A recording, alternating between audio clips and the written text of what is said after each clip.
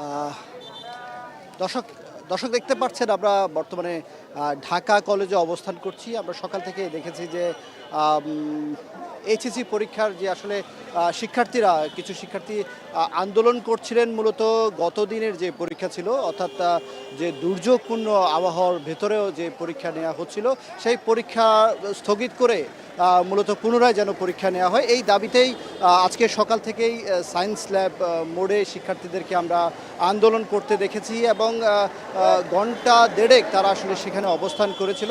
সেই আন্দোলন শেষেই কিছুক্ষণ আগে তারা ঢাকা কলেজে এসে অবস্থান করে। আমরা ঠিক বর্তমানে ঢাকা কলেজে অবস্থান করছি। এখানে আসলে দেখতে পাচ্ছি কিছু কিছু অভিভাবক ছাত্রদের সঙ্গে আসলে সঙ্গতি জানিয়েছে, কিন্তু কিছুক্ষণ আগের যেই অবস্থান এখন কিন্তু আসলে সে ধরনের অবস্থা বিরাজ করছে না। আমরা উত্তাপ দেখেছিলাম আন্দোলনের আরও প্রায় ঘণ্টাখানেক আগে, যেটি আসলে সায়েন্স ল্যাবে ছিল, কিন্তু এখন আসলে শিক্ষার্থীদের সেভাবে আসলে অবস্থান নেই। অনেকেই আসলে আমরা তাদের সঙ্গে আসলে যতটুকু কথা বলেছিলাম তারা বলছেন যে আসলে তাদের আন্দোলনের মূল লক্ষ্যবস্তু হচ্ছে গত 13 জুলাই যে পরীক্ষা হয়েছিল এইচএসসি পরীক্ষা, সেই এইচএসসি পরীক্ষা আসলে দুর্যোগপূর্ণ আবহাওয়ার মধ্যে হয়েছে এবং বেশ কিছু শিক্ষার্থী তাদের ভাষ্যমতে প্রায় 20,000-এর মতো শিক্ষার্থী আসলে সেদিন পরীক্ষায় অংশগ্রহণ করতে পারেনি এবং তাদের দাবি হচ্ছে যারাই অংশগ্রহণ করেছে তাদের আসলে সেভাবে আসলে পরীক্ষা দেওয়া হয়নি। এবং আমরা যতটুকু শিক্ষার্থীদের সঙ্গে কথা বলে জেনেছি তারা চান আসলে যে প্রশ্নপত্র সেই পরীক্ষায় হয়েছিল এবং এই যে এবারের যে প্রশ্নপত্রগুলো হচ্ছে এই প্রশ্নপত্রগুলো আসলে পুনঃবিবেচনায় নিয়ে পুনরায় যেন আসলে পরীক্ষা নেওয়া হয়, এই ধরনের একটি দাবি তারা করছেন। এবং তাদের যে মূল দাবি বা মূল দাবির যে কেন্দ্রবিন্দু, তারা বলছেন যে যে সকল শিক্ষার্থীরা মূলত গত 13 তারিখের পরীক্ষায় অংশ নিতে পারেননি তাদেরকে যেন পুনরায় পরীক্ষা দেওয়ার জন্য সুযোগ দেওয়া হয় এবং এই দাবি যদি মানা না হয় তাহলে সেক্ষেত্রে তারা আসলে শিক্ষামন্ত্রীর পদত্যাগও তারা দাবি করছেন। আমরা সকালে যখন এসেছিলাম আমরা ঢাকা কলেজের যিনি প্রিন্সিপাল আছেন আমরা তার সঙ্গেও কথা বলেছি। তিনি আসলে আমাদেরকে যতটুকু বললেন যে আসলে শিক্ষার্থীদের যে এই আন্দোলন বা শিক্ষার্থীদের যে দাবি এগুলোর সঙ্গে আসলে তারাও অনেকটা একমত এবং তারা বলতে চাচ্ছেন যে শিক্ষার্থীদের যে দাবি এটি আসলে যৌক্তিক, কেননা আসলে যে সকল শিক্ষার্থীরা আসলে পরীক্ষায় অংশ নিতে পারেননি তাদেরকে যদি পুনরায় পরীক্ষা দেওয়ার জন্য সুযোগ দেওয়া হয় তাহলে আসলে ওই যে শিক্ষার্থী তারা আসলে একটি সুযোগ পাবেন এবং তারা তাদের শিক্ষা কার্যক্রম সচল রাখতে আসলে তাদের সমর্থ হবে। আমরা আসলে আরও কিছু বিষয় যদি এখানে জানাতে চাই, সকাল থেকে আমরা দেখেছি যে বেশ কয়েকটি শিক্ষা প্রতিষ্ঠানের শিক্ষার্থীরা সায়েন্স ল্যাবে অবস্থান করে। এই আন্দোলন আসলে গত কাল থেকেই আসলে এই আন্দোলনের ব্যাপারে আমরা আসলে জানি এবং আমরা যতটুকু সকাল থেকে দেখেছিলাম যে আমরা শাহবাগ মোড়ে আমরা প্রথমে গিয়েছিলাম এবং এরপরে আমরা সায়েন্স ল্যাব হয়ে আমরা আসলে ঢাকা কলেজে বর্তমানে অবস্থান করছি। আমরা যতটুকু দেখেছি যে সায়েন্স ল্যাব যে মোড় সেখানে আসলে বিভিন্ন শিক্ষা প্রতিষ্ঠানের শিক্ষার্থীরা এসে অবস্থান নেন এবং তারা বেশ কিছুক্ষণ ধরে সেখানে মিছিল করেন, বিক্ষোভ করেন এবং তারা বারবার স্লোগান দিতে থাকেন এবং একটা পর্যায়ে সেখানে আসলে প্রশাসনের যে পুলিশ সেখানে অবস্থান নেয় এবং এর খানিকক্ষণ পরেই আমরা দেখেছি আন্দোলনকারীরা আসলে সায়েন্স ল্যাব মোড় ত্যাগ করে তারা আসলে ঢাকা কলেজের সামনে এসে অবস্থান নেয় এবং বর্তমানে যে আন্দোলনের যে আপনারা চিত্র দেখছেন এখানে আসলে খুব বেশি শিক্ষার্থী নেই। আসলে শিক্ষার্থীরা বলছেন তারা আসলে বিভিন্ন দিকে চলে গিয়েছেন এবং মোটামুটি বলা যায় যে আসলে যেই তাদের যে দাবি সেই দাবির সঙ্গে আমরা সকালে যখন এসেছি শিক্ষকরাও বলছিলেন যে আসলে এই দাবির প্রেক্ষিতে তারাও চান যে যারাই এই পরীক্ষায় অংশ নিতে পারেনি তাদেরকে যেন আবারও নতুন করে সেই পরীক্ষা দেওয়ার জন্য সুযোগ করে দেওয়া হয়। এবং আমরা যদি আপনাদেরকে একটু দু একজন শিক্ষার্থীর সঙ্গে যদি একটু কথা বলতে চাই বা শিক্ষার্থীরা আসলে কেন এখানে এসেছেন সেই বিষয়টা যদি আমরা আসলে জানাতে চাই তাহলে আমরা দু একজন শিক্ষার্থীর সঙ্গে আসলে একটু কথা বলবো যে তাদের যে আন্দোলন বা তাদের যে চাওয়া বা কেন আসলে তারা আন্দোলন করছেন। আমরা দু একজন শিক্ষার্থীর সঙ্গে আসলে কথা বলতে চাই। দর্শক দেখতে পাচ্ছেন আসলে শিক্ষার্থীরা আন্দোলন করতে আসলেও আসলে তারা আসলে কথা বলতে চান না। আমরা যদি একটু কথা বলতে চাই এই যে আন্দোলনটা আসলে কেন, আপনারা আসলে আপনাদের চাহিদা কি বা আপনাদের দাবি কি? আমাদের দাবি হচ্ছে সে প্রথম থেকেই বলে আসতেছে যে ছাত্রদের উপর একটা হ্যারাসমেন্ট করা হইতেছে এবং আমাদের যে প্রশ্নগুলো করতেছে এগুলো খুবই কঠিন করছে এবং সে আমাদের উপর যেরকম ট্যাগ লাগাচ্ছে ফার্মের মুরগি এবং সে প্রথমে বলছে যে আমাদের নাকি আমেরিকার মতো আর কি পড়ালেখার শিক্ষা ব্যবস্থা কিন্তু করবে, কিন্তু সে যেরকম শিক্ষা ব্যবস্থা করতেছে যার কারণে এখন দেখতেছেন সবাই রাস্তায় নামছে এবং তার পদত্যাগ চাচ্ছে। কয়েকদিন আগে বৃষ্টি নেমে আমাদের হাঁটু পর্যন্ত পানি উঠছে, কিন্তু সে কখনো পরীক্ষা স্থগিত করে নাই।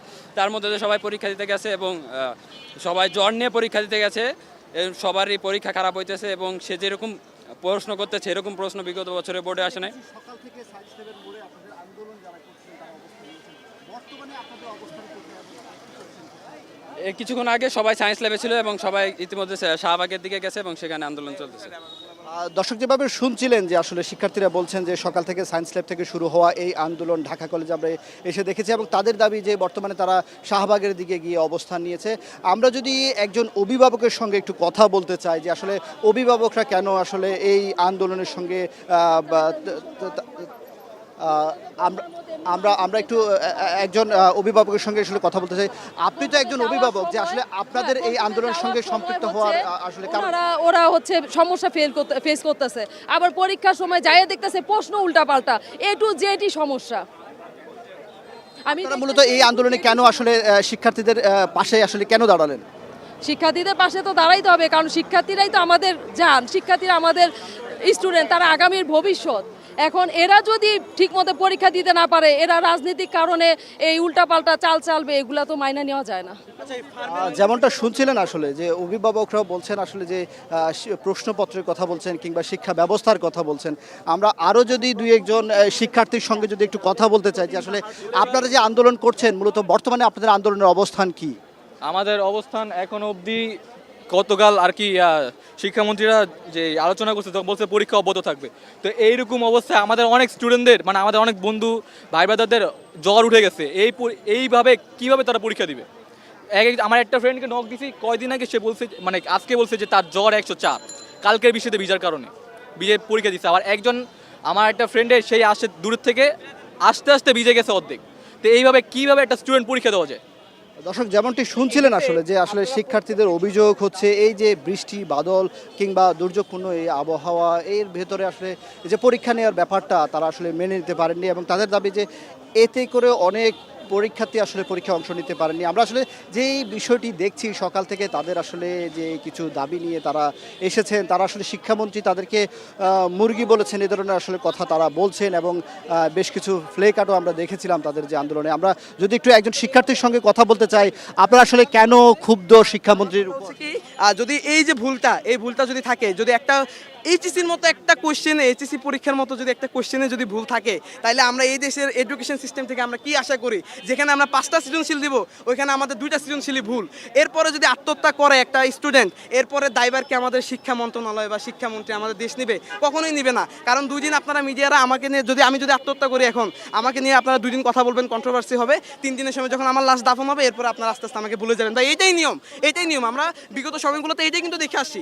অতএব আমরা চাই না যে আমাদের এরকম কোনো পদক্ষেপ নেওয়া হোক। এই জন্য শিক্ষামন্ত্রী থেকে শুরু করে শিক্ষা মন্ত্রণালয়, শিক্ষা সিস্টেমে যেসব চেঞ্জেস হতে হবে সেসব চেঞ্জেস যাতে শিক্ষামন্ত্রী মহোদয় করে, আমরা অতি সম্মানের সাথে তার কাছে এই আবেদন করতেছি। আমরা চাই না যে আমরা পরীক্ষার টেবিল ছাইরা আমরা রাস্তায় নামি বা একটা একটা এর থেকে বড় কোনো আমরা আন্দোলন করি। কারণ একটা আন্দোলন কিন্তু একটা দেশের জন্য জনদুর্ভোগের কারণ হয়ে দাঁড়িয়েছে। ঠিক আছে, আমরা যদি দেখি যে আমরা যদি এখন এই রাস্তাটা ব্লক করে দিই, শাহবাগ পুরো অচল হয়ে যাবে, আমরা কেন ভাই, কি দরকার আমরা এই আন্দোলন করার বা আমাদের রাস্তায় নামার? আমরা তো পরের টেবিলে ফিরে যাবো ভাই। জুলাই আমরা দেখেছিলাম না। দর্শক যেভাবে দেখছিলেন আসলে শিক্ষার্থীরা বলছেন যে আসলে প্রশ্নপত্র ভুল থাকার কারণেই তাদের এই সংগ্রাম কিংবা তাদের এই আন্দোলন এবং তারা আসলে চান না যে এই ধরনের জনদুর্ভোগ তৈরি করে তারা বিক্ষোভ করতে কিংবা তারা আন্দোলন করতে মাঠের কিংবা এই যে সড়কের যে মানুষের যে কষ্ট তারা আসলে পড়ছে, এই কষ্টে তারা আসলে ফেলতে চান না। তবে তারা চান যে শিক্ষা ব্যবস্থার যেন সংস্কার হয়। এই প্রশ্নপত্র যে ভুল রয়েছে প্রশ্নপত্রে কিংবা তাদের যে এই যে দুর্যোগপূর্ণ পরিস্থিতির ভেতরে যে পরীক্ষা নেওয়া হচ্ছে, এ ধরনের পরিস্থিতি যেন না হয় এবং এই বিষয়গুলোতে যেন সরকারের নজরদারি থাকে, শিক্ষা মন্ত্রণালয় থেকে শুরু করে যারা আসলে শিক্ষা সংশ্লিষ্ট আছেন তাদের যেন এই বিষয়ের উপরে নজরদারি থাকেন এবং সমন্বয়হীনতার যে অভাবকে তারা আসলে এখানে দেখছেন এবং সব কিছু মিলিয়ে তারা বলছেন যে শিক্ষা সংশ্লিষ্ট এই জায়গাটির আসলে সংস্কারের দরকার এবং আগামীতে যেন তাদের আবার নতুন করে যেন মাঠে না নেমে আসা প্রয়োজন হয়। এইসব বিষয়গুলো আসলে বলছেন সেই সকাল থেকে শিক্ষার্থীরা। এই ছিল আমার কাছে ঢাকা কলেজের সামনে থেকে।